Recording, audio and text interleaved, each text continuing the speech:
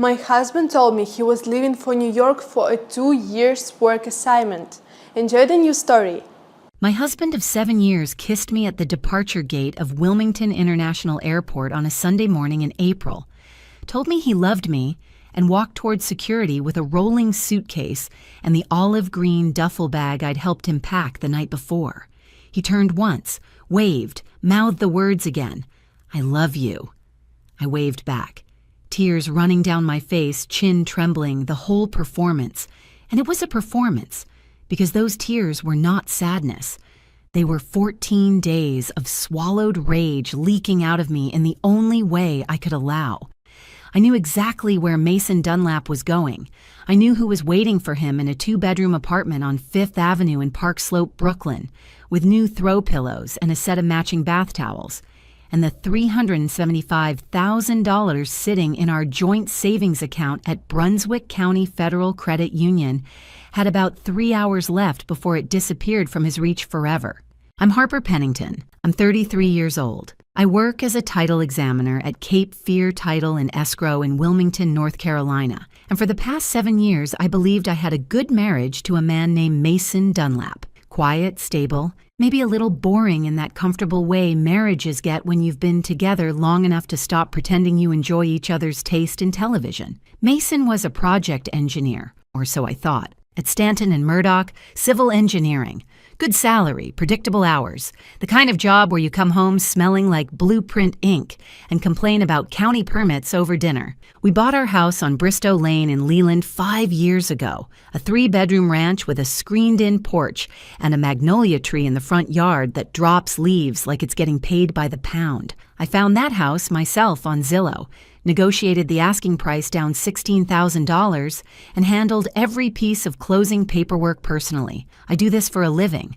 I examine property documents, flag inconsistencies, catch fraud before it costs someone their home. I spent my days looking for lies hidden in legal language. Turns out I should have been looking at the lies hidden on my husband's laptop. 8 weeks before that airport goodbye, Mason came home on a Wednesday evening looking more excited than I'd seen him in years. He said Stanton and Murdoch had chosen him to lead a 2-year bridge rehabilitation project in the Bronx. It was a massive career opportunity, more responsibility, better pay, a chance to prove himself on a high-profile job. He'd be based in New York, and they'd set him up in company housing in Midtown. We talked it through like adults.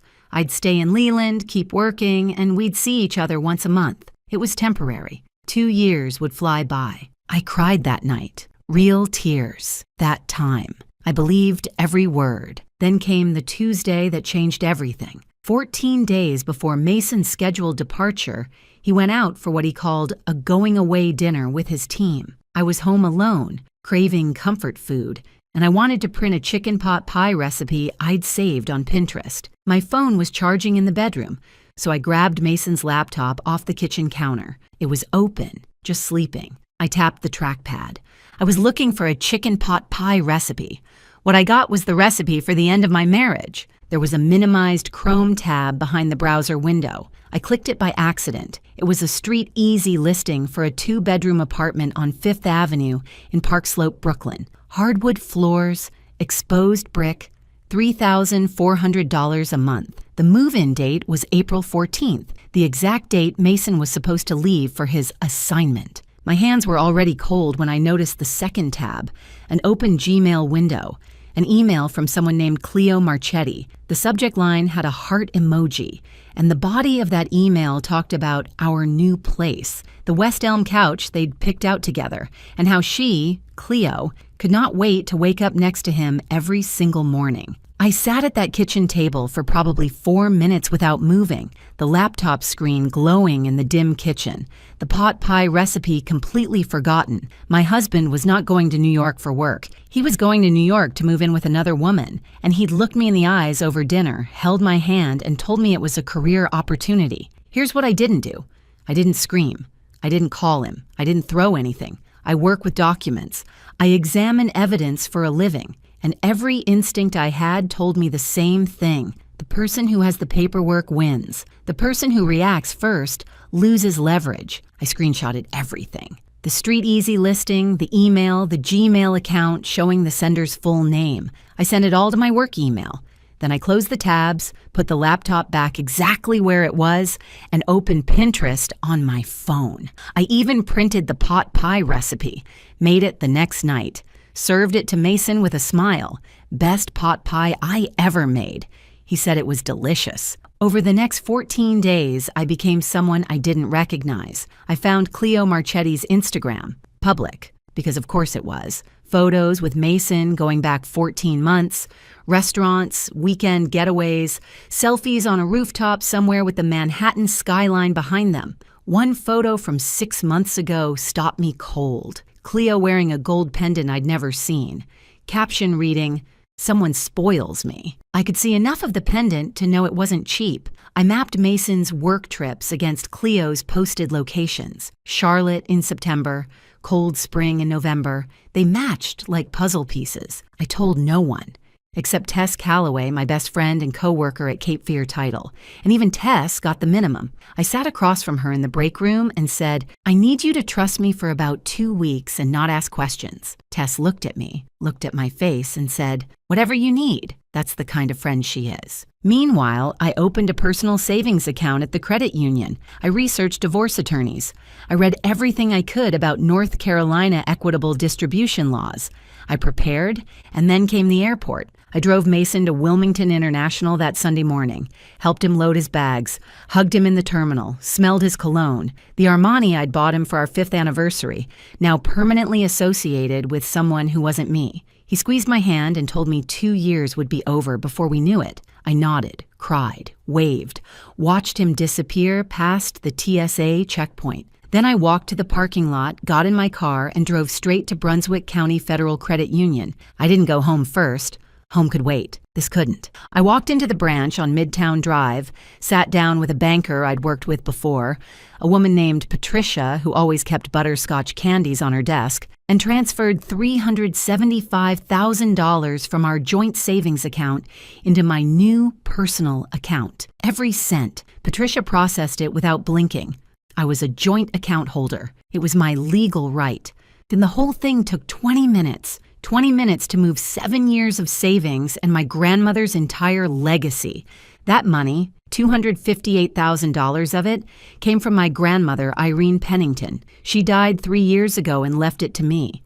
Grandma Irene lived in a small clapboard house in Burgaw, North Carolina, drove the same Buick LeSabre for 19 years, and once drove 40 minutes round trip to save 11 cents on a can of green beans. That money was a lifetime of discipline and sacrifice, and I had deposited it into our joint savings account because I trusted my husband. Irene always told me, "Never leave your money where your husband can find it." I should have listened 20 minutes after the wedding instead of 7 years later. From the credit union, I drove to the office of Nadine Albrecht, a divorce attorney on Oleander Drive in Wilmington who a colleague had quietly recommended. Nadine was calm, direct, and had the kind of handshake that told you she didn't lose often. I filed a petition for divorce and an emergency motion to protect marital assets. Nadine didn't flinch at any of it. She'd seen worse. That was both comforting and deeply depressing. My third stop was a phone call from Nadine's parking lot. Vic Delmonico, private investigator. Nadine recommended him. I sent Vic everything. Mason's flight itinerary, Cleo Marchetti's full name, the Park Slope apartment address. Vic said he'd start Monday. I drove home after that, walked into the quiet house on Bristow Lane, set my keys on the counter right next to where Mason's laptop had been sitting 2 weeks earlier. For the first time in 14 days, I felt something other than dread. I felt in control. But I also knew this was just the beginning. I didn't yet know how deep Mason's lies actually went. I didn't know he'd been fired from his job 5 months earlier. I didn't know about the forged loan application. And I didn't know what role my mother-in-law, Corinne, had been playing behind my back for months. That part was coming. And it was worse than anything I'd imagined so far. Before we continue, do me a quick favor. Hit that like button, subscribe, and tell me in the comments where you're watching from and what time it is right now. I read every single comment, and I love seeing where you all are. Thank you so much for your support. Mason called me his first evening in New York. He sounded upbeat, relaxed, like a man settling into an exciting new chapter. Told me the apartment was small but fine, that the team was already great, that the commute to the project site in the Bronx wasn't as bad as he'd expected. He said he missed me, said the bed felt too big without me in it. Every single word was a lie. The apartment wasn't company housing. It was the place he shared with Cleo Marchetti. There was no team, there was no project, and that bed he was sleeping in? It had a West Elm duvet that he and his girlfriend picked out together on a Saturday afternoon in Soho. But I played my part. I asked about his day, told him about a complicated title search at work, said I missed him too, said I loved him, hung up and sat on the edge of our bed, my bed now, staring at the wall, feeling like I'd swallowed a fistful of nails. I should have won an Oscar for those phone calls. Best actress in a long-distance marriage she'd already filed to end. Vic Delmonico started working on Monday and had results by Thursday. The man was efficient in a way that made you think he'd spent his military years doing exactly this kind of work, just in different countries. Within 5 days, I had my first batch of photos and documentation. Mason and Cleo, arm in arm, walking into a brownstone apartment building on 5th Avenue in Park Slope. Cleo carrying a reusable grocery bag from Key Food on 7th Avenue. Enough food for two. A shot of the building's intercom panel showing Dunlap/Marchetti on the buzzer for apartment 3R. Mason's name was on the lease. He wasn't visiting. He lived there. But the photos weren't the worst part. Vic checked employment records next. Public filings, company directories, professional licensing databases, and what he found made my stomach drop through the floor. Mason did not work for Stanton and Murdoch Civil Engineering.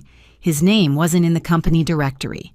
His professional engineering license hadn't been renewed. Vic's contact at the firm confirmed it quietly. Mason Dunlap had not been employed there for months. There was no bridge project in the Bronx. There was no 2-year assignment. The entire story was fabricated from scratch. My husband wasn't just cheating on me. He was unemployed and hiding it. The man who kissed me goodbye at the airport and told me his career was taking off didn't have a career at all. I spent that weekend going through every financial document I could access, with Nadine's guidance on what to look for. Mason's personal credit card statements and checking account told a story that went back 14 months, the entire length of his relationship with Cleo. The numbers were specific because fraud always is. A $4,200 charge at Tiffany & Co's in Charlotte. That was the gold pendant I'd seen on Cleo's Instagram, the one captioned, "Someone spoils me." A $2,800 weekend at a bed and breakfast called Riverview Manor in Cold Spring, New York, a little Hudson Valley town I'd never been to. Booked on the same weekend, Mason told me he was inspecting a project site in Fayetteville. Monthly Venmo payments to an account that traced back to Cleo. $400, $500, sometimes $700 labeled dinner or groceries, or just a smiley face. $22,400 over 14 months. I used to think those mystery Venmo payments were his fantasy football league. Turns out the only fantasy was the entire life he was pretending to live. Then came the phone call that cracked the whole thing open even wider.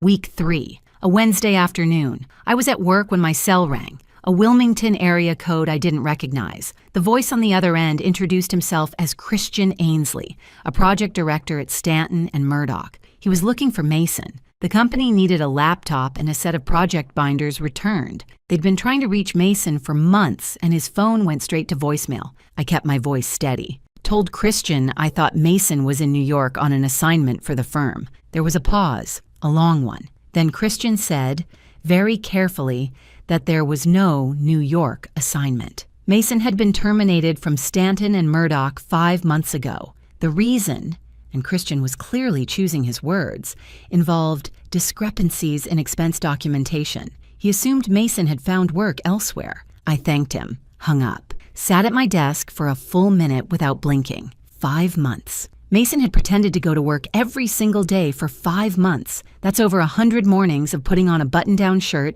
grabbing his laptop bag, kissing me goodbye at the front door, and driving to, where? A Panera Bread on Market Street? The parking lot of a Target? I still don't know where he went during those months, and honestly, I don't want to. The point is, he did it. 150-something days of walking out that door and lying to my face, and I never suspected a thing. That's either the greatest acting performance in the history of Brunswick County, or I was more trusting than any person should ever be. Probably both. That same week, something else happened that I almost missed. I called Corinne, Mason's mother, to keep up appearances. Standard check-in.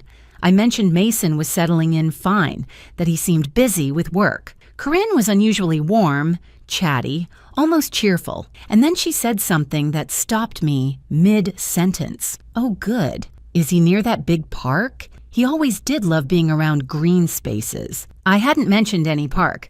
Mason's cover story placed him in company housing in Midtown Manhattan. There is no big park in Midtown, not the kind you'd casually reference. But Prospect Park, one of the biggest parks in Brooklyn, is 3 blocks from the apartment Mason shares with Cleo in Park Slope. Corinne couldn't know that detail unless she knew about the real apartment, unless she'd seen the Street Easy listing, or talked to Mason about the neighborhood, or helped him choose it. She caught herself immediately. Oh, or wherever he said he is.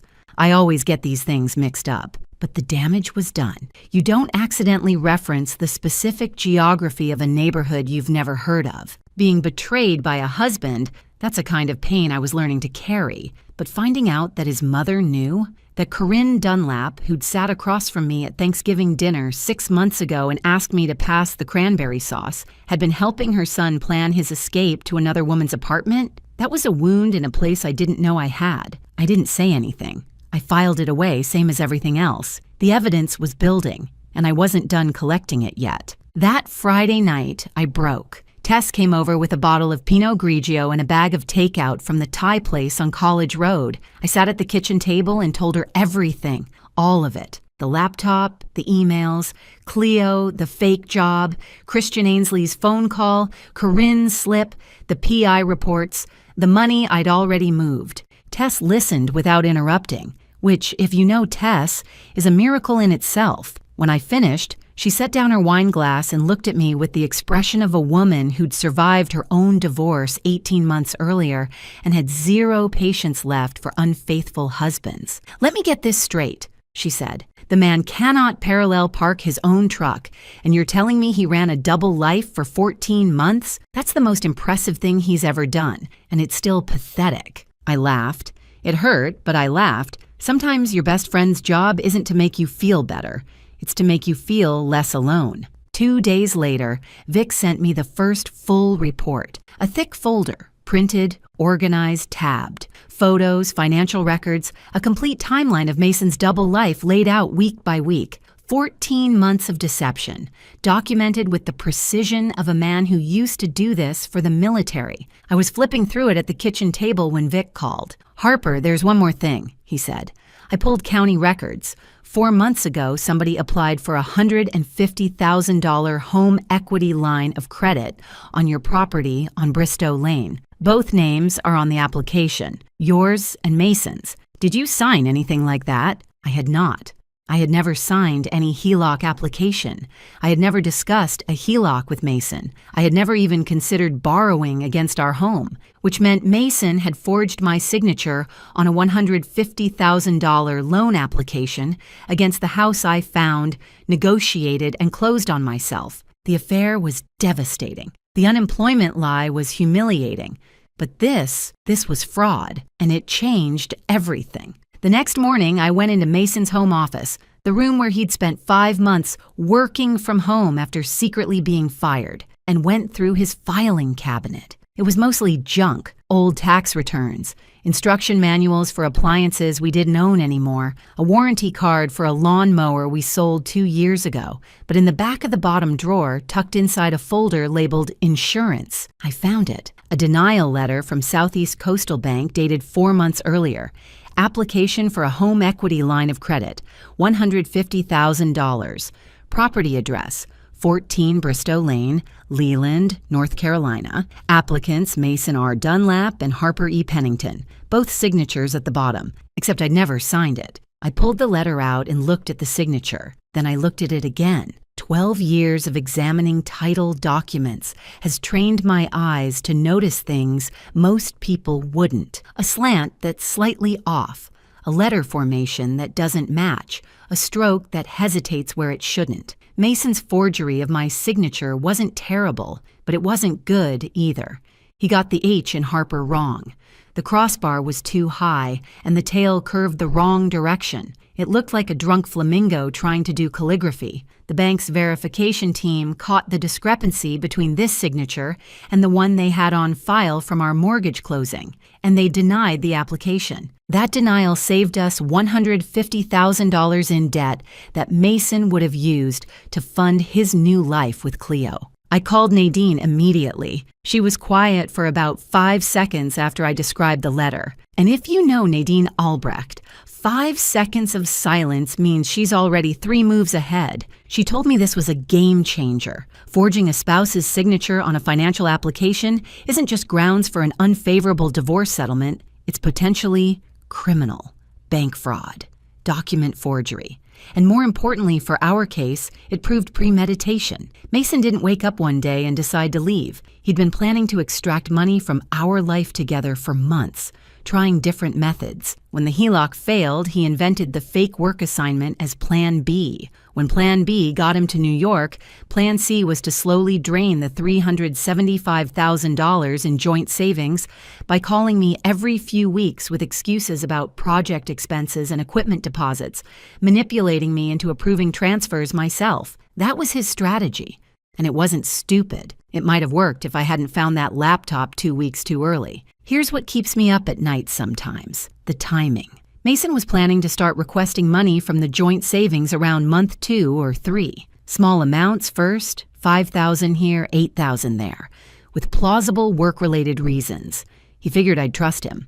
I always had before. If I hadn't opened that laptop on a random Tuesday evening in search of a pot pie recipe, I would have been sitting at home right now, wiring money to a man who was spending it on another woman's rent. I moved the $375,000 about 5 weeks before Mason planned to touch it. 5 weeks. That's how close it was. VIX reports from New York were painting a picture of a man running out of time and money simultaneously. Mason had left North Carolina with roughly $11,000 in his personal checking account, what was left after 14 months of funding an affair and 5 months of having no paycheck at all. In New York, with rent at $3,400 a month, plus utilities, groceries, Metro cards, and the cost of keeping up appearances for Cleo, he was burning through cash like a campfire in a windstorm. Vic noticed the shift in their routine. Early on, Mason and Cleo went to restaurants 2 or 3 times a week, a trattoria on 7th Avenue, a cocktail bar on Bergen Street. By week 3, it was mostly takeout containers from a Chinese place on Flatbush. No more weekend outings, no more gifts. Mason was stretching every dollar, waiting for the moment he could start accessing the big account, the $375,000 that wasn't there anymore. Meanwhile, Nadine was building something I can only describe as a legal fortress. She filed the petition for divorce, the emergency motion to freeze remaining marital assets, and a formal notification to the court about the HELOC forgery, with the denial letter and signature comparison attached. She also prepared for what she expected Mason to do the moment he found out about the money. He's going to file a motion to get it back, Nadine told me during our meeting that week. The money was in a joint account. He'll argue you removed it unilaterally without his consent, and he'll have a legal point. Joint account means joint ownership. I felt a chill when she said that. I'd assumed moving the money put me in the clear. Nadine saw my face and held up a hand. He has an argument. We have a better one. $258,000 of that money is your inheritance, traceable to Irene Pennington's estate through probate records. It's separate property that was commingled into a joint account, but it's still identifiable and still yours. The transfer was a protective measure by a spouse who discovered her partner had forged her signature on a 6-figure loan application, concealed a job termination, abandoned the marital home, and was cohabiting with a third party. Any judge in this county will see it our way, but I want to be honest with you. He is going to fight, and it won't feel good when he does. I appreciated that honesty. Nadine never sugarcoated anything, and in those weeks, I needed reality more than comfort. That evening, after Nadine's meeting, I sat in the living room with a cup of tea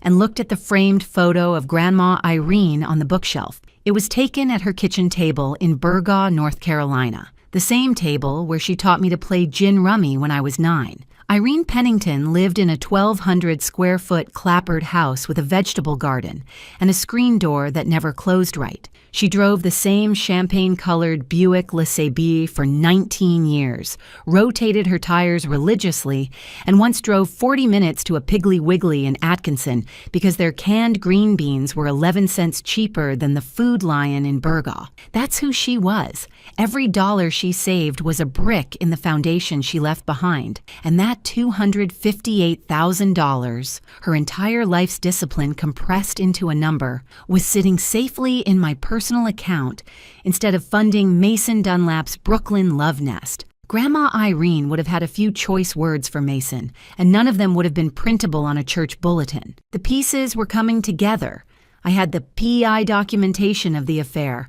I had proof Mason was fired for falsifying expense reports. I had proof the New York assignment was fabricated. I had $22,400 in documented affair spending. I had the forged HELOC application. And I had Corinne slip about the park, not enough to prove her involvement in court, but enough for me to know. But Mason still didn't know any of this. He still called every few days, keeping up his performance, telling me about the project and how the team was progressing. I played along every single time, my voice steady, my words warm, while my phone silently recorded every conversation. North Carolina is a one-party consent state, meaning I only needed my own permission to record. And Mason, in his confidence that I was still the trusting wife waiting patiently at home, kept talking, kept lying, kept handing me evidence without realizing it. I needed to keep this performance going a little longer, because the moment Mason discovered the money was gone, the clock would start ticking.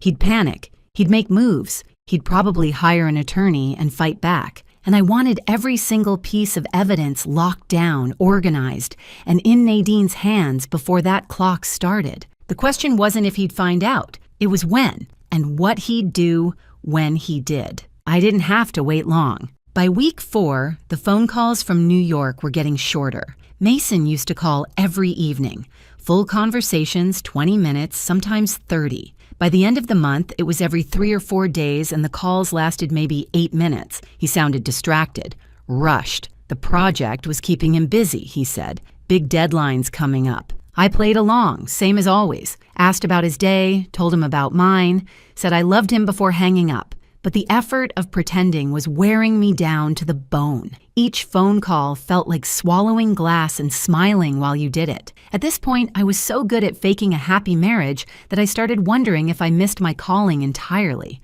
Forget title examiner. I could have been a CIA operative, or at least one of those people on cooking competition shows who taste something terrible and smile for the camera like it's the best meal of their lives. But I held on. Because Nadine had the motions filed, Vic had the evidence compiled, and the process server was standing by in Brooklyn waiting for the green light. Everything was timed. We just needed Mason to stay confident a little longer. He stayed confident for exactly 5 weeks. On a Tuesday evening in mid-May, week 5, Mason tried to log into our joint savings account from his phone. According to what I learned later, he was preparing to start the next phase of his plan.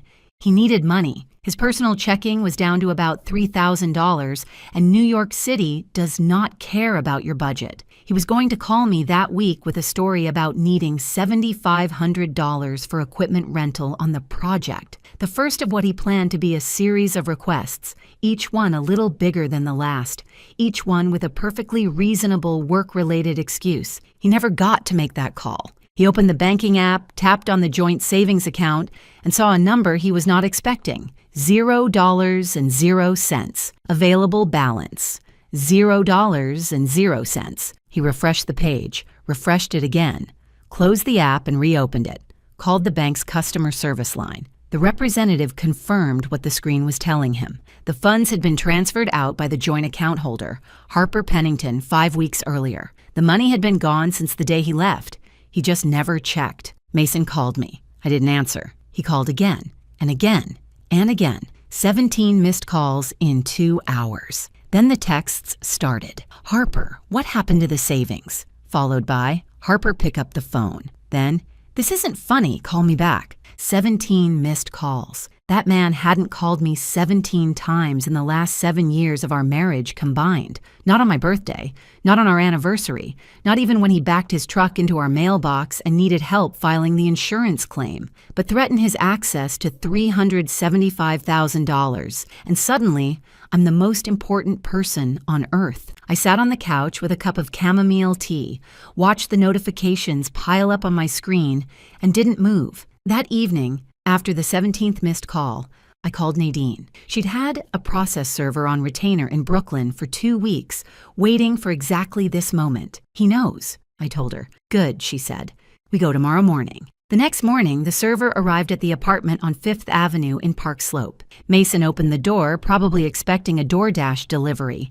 Instead, he received a manila envelope containing a petition for divorce, an emergency motion to protect marital assets, and a formal notice advising his legal counsel to contact the law office of Nadine Albrecht in Wilmington, North Carolina. Vic was parked across the street in a rented Nissan, documenting the whole thing. 2 hours after being served, Mason finally reached me. I answered this time, because I wanted him on the record. He was furious, panicked, cycling between threats and desperation like a man trying to steer a car with no brakes. He told me I had no right to take that money.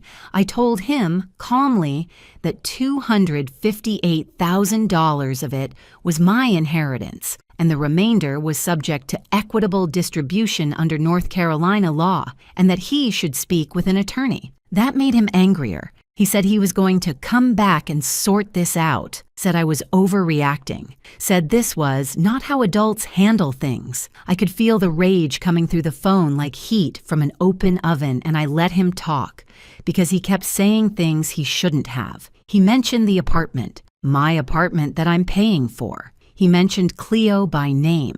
Cleo has nothing to do with this. And then the line that Nadine would later circle in red ink on the transcript. I need that money for rent, Harper. Do you understand that? You know that feeling when someone shows you exactly who they are and you realize you've been editing them in your head for years, cleaning up the rough edges, rounding off the sharp parts, giving them the benefit of every doubt. That phone call was the moment every edited version of Mason Dunlap collapsed, and the real version, the one who'd lied to me every day for over a year, who'd forged my name, who was now screaming at me because I'd protected my own grandmother's money, that version was ugly. I hung up and forwarded the recording to Nadine. One-party consent, every word admissible, but Mason wasn't done. I need to be clear about this. He was not a stupid man, and he did not give up. He flew back to North Carolina 2 days later, found a budget attorney from a small firm near the Brunswick County Courthouse, a guy named Lester,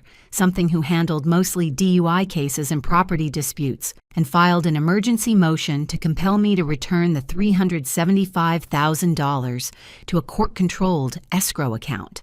His argument: the funds were in a joint account. I removed them unilaterally without his knowledge or consent, and I had no right to take all of it regardless of the source. And here's the thing. He had a point. Legally, a joint account belongs to both parties. Mason had standing to challenge what I'd done, and when Nadine called me to tell me about his motion, I felt real fear for the first time since this started. What if the court agreed with him? What if I had to put the money back? Nadine told me to breathe. She'd been preparing for this exact move since day one. The hearing was short, held in a conference room at the Brunswick County Courthouse, not a dramatic courtroom, just a judge, a clerk, 2 attorneys, and 2 people who used to share a bed and a mortgage. Nadine presented her argument with the precision of a surgeon. $258,000 was traceable separate property, inherited from the estate of Irene Pennington. Probate records attached. The transfer was a protective action by a spouse who had discovered that her husband forged her signature on a $150,000 HELOC application. Denial letter and signature comparison entered into evidence. Additionally, Mason had concealed his termination from employment, abandoned the marital home to cohabitate with a third party, and the recorded phone call demonstrated his intent to use joint savings for personal expenses related to the affair. Mason's attorney didn't have a counter for the HELOC forgery. That was the piece that broke his case. You can argue about joint accounts all day long, but when one spouse has forged the other's signature on a six-figure loan application, credibility evaporates. The judge denied Mason's motion. The $375,000 stayed with me pending full equitable distribution. Mason's attorney packed up his briefcase so fast I thought the zipper was going to break. You know a case is bad when even the lawyer wants to leave the room before the air clears. Mason walked out of that courthouse with nothing. No money, no job, no legal leverage. He checked into a weekly rate motel off US 17 near Supply. $40 a night. The kind of place where the ice machine hasn't worked since the second Bush administration. But the story wasn't over, because two people were about to make moves that Mason never saw coming, and both of them were going to make his situation significantly worse. One was a 29-year-old marketing coordinator in Brooklyn who just started Googling her boyfriend's name. The other was his own mother. While Mason was sitting in a motel room in Supply, North Carolina, trying to figure out how his plan had collapsed, the dominoes were still falling, just in places he wasn't looking. Back in Brooklyn, Cleo Marchetti's life was unraveling in a different way. Mason had left abruptly, told her there was a legal emergency back home involving a property dispute with his ex-wife. He promised he'd be back in a week. That was 2 weeks ago. The rent was due, and Mason had stopped returning her calls with any consistency. When he did pick up, he sounded angry, distracted, and nothing like the confident, successful man she'd been living with. Cleo was not the kind of woman who sat around waiting for answers. She was a marketing coordinator at a branding agency in Soho. She researched things for a living.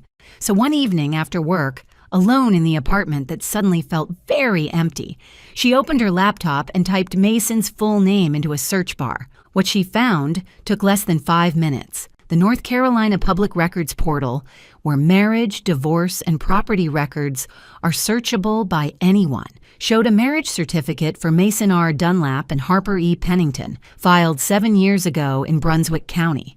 No corresponding divorce record, no separation filing until 6 weeks earlier. He was never divorced. He was never separated. The entire 14 months of their relationship was built on a lie he told her on their second date and never corrected. Cleo kept digging. She searched for Mason's name in connection with Stanton and Murdoch Civil Engineering. No current listing, no professional license renewal, no LinkedIn activity in months. The great career and big new position he'd described to her? Another fabrication. The man she'd been sharing a bed with, the man she'd rearranged her entire life around, had no job, a wife in North Carolina, and roughly $3,000 to his name. What happened next was something I genuinely did not expect. Cleo found me on LinkedIn. My profile was professional and public, title examiner at Cape Fear Title, and escrow, Wilmington, North Carolina. She sent me a message. It was short, direct, and clearly written by someone who was shaking while they typed it. She introduced herself, said she'd been seeing Mason for 14 months, said she was told he was divorced, said she just discovered that was a lie, said she was sorry. And then she said she had something I might want to see. She sent screenshots, dozens of them, messages Mason had sent her over the past year, carefully saved in the way you save messages from someone you love and trust. The divorce is almost finalized, just waiting on one more signature. We're selling the house. Should close by end of next month. I've got a new position lined up in the city. Better money, better title. My ex and I are on good terms. She's moved on. I've moved on. It's all very civilized. Every single line was a provable, documentable lie. And together, they told a story that was even worse than what I'd already uncovered, because they showed premeditation. Mason hadn't just drifted into an affair. He'd been constructing a parallel reality for over a year, telling Cleo the house was being sold, the divorce was final, the career was flourishing. He was building toward a moment where he could disappear into his new life and leave the old one behind completely. Now, Nadine nearly fell out of her chair when I showed her the screenshots. "This is intent," she said. "This is a man who told his girlfriend he was selling your house. This is gold." Here's what I didn't expect to feel: sympathy for Cleo. She didn't know. She thought she was building a life with a divorced man who had a clean slate and a good job. Instead, she got the same Mason I got, just with a fresher coat of paint and a better opening pitch. I didn't respond to her message, but I didn't block her either. Sometimes the kindest thing you can do is just let something be. Meanwhile, 300 miles south, Corinne Dunlap was having a crisis of her own, and it had nothing to do with guilt. Corinne owned Tidewaters, a gift boutique on the main street in Southport, North Carolina. Southport is small, the kind of small where the woman who sells you scented candles on Saturday is the same woman sitting behind you at church on Sunday. Reputation is currency in a town like that, and Corinne had spent 20 years building hers. When she learned, through Mason, during one of his increasingly desperate phone calls, that the HELOC forgery had been flagged in the court filing and could be referred for criminal review, something shifted inside Corinne Dunlap, not toward remorse, toward self-preservation. If Mason's fraud became a criminal matter, anyone connected to his planning could be questioned, and Corinne had helped him find the apartment. She'd browsed Street Easy listings with him. She knew about Cleo.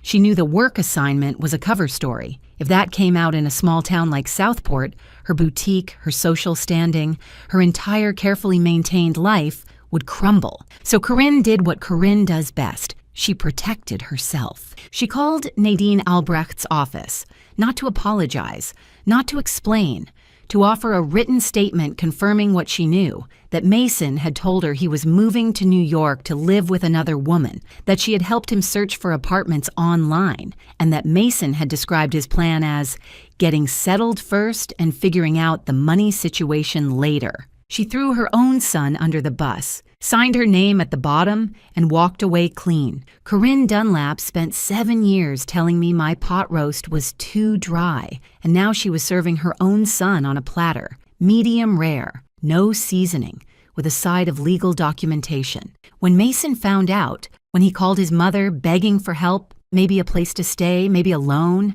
Corinne told him she couldn't be involved, said she couldn't have that kind of situation associated with her shop, said he'd made his choices and needed to live with them. The man who thought he'd fooled everyone, his wife, his girlfriend, his employer, his mother, was now standing in the middle of a collapsed life with nobody left. His wife had outsmarted him. His girlfriend had found the truth. His mother had chosen her candle shop over her only son, and the court had denied his one legal move. 2 weeks later, we ended it. Not in a courtroom, not with speeches or dramatics or a gallery full of spectators. It ended in a conference room at Nadine Albrecht's office on Oleander Drive, a rectangular table, 4 chairs, a water pitcher nobody touched, and a manila folder. 4 people. Me, Nadine, Mason, his attorney, the DUI guy from near the courthouse who looked like he'd rather be literally anywhere else. Nadine slid the folder across the table. Inside was everything. PI photographs and surveillance logs, Cleo Marchetti's screenshots showing 14 months of premeditated lies, the HELOC denial letter with the forged signature and a professional handwriting comparison, termination documentation from Stanton and Murdoch, confirmed by Christian Ainsley, Corinne Dunlap's signed statement, a transcript of Mason's recorded phone call, the one where he said he needed the savings for rent. Mason's attorney opened the folder. He read slowly, page by page, for what felt like 10 minutes, but was probably 7. The room was completely silent. I could hear the air conditioning humming through the ceiling vent. When he finished, he leaned over to Mason and spoke quietly. I couldn't hear the words, but I could see Mason's face, and I watched something drain out of it. Not anger, not defiance, something deeper. The last flicker of the belief that he could still talk his way out of this. The separation agreement was straightforward. I retained the $258,000 as traceable separate property, Grandma Irene's inheritance, documented through probate records. The remaining $117,000 in joint savings was divided 75 to 25 under equitable distribution, approximately $88,000 to me, approximately $29,000 to Mason, reflecting his documented fraud, concealed unemployment, abandonment of the marital home, and dissipation of marital trust. I kept the house on Bristow Lane. Mason had abandoned it, and the HELOC forgery destroyed any claim he might have had. The forgery itself remained available for the district attorney's office to review at their discretion. Mason picked up the pen, signed his name on every flagged line. His attorney gathered the papers, shook Nadine's hand out of professional habit, and left without looking back. No speech, no confrontation, no satisfaction the way movies promise it. Just the sound of a pen scratching paper, and then silence, and then it was over. I thought I'd feel triumphant walking out of that room, or at least relieved, but mostly I felt tired, the kind of tired that comes from carrying someone else's lies for longer than you realized, and finally, setting them down. Tess was waiting in the parking lot, leaning against her car with 2 coffees from the Port City Java on Market Street. She didn't ask how it went. She could see it on my face. She handed me a cup and said, "So, what do you want for dinner? Because I'm thinking we've earned sushi." I laughed, really laughed. The first honest one in months. If you've made it this far, you are truly one of my people. From the bottom of my heart. If this story meant something to you, please hit that like button, subscribe, and drop me a comment. You have no idea how much it means when I see your words come through. Every single one. Thank you. Now, let me tell you how this ends. 3 months after Mason Dunlap signed that separation agreement, I was standing in my bedroom on Bristow Lane with a roller brush in my hand and sage green paint on my forearms. The gray walls were Mason's choice. He said gray was modern and clean, which is exactly what a man with no imagination says when you ask him to pick a color.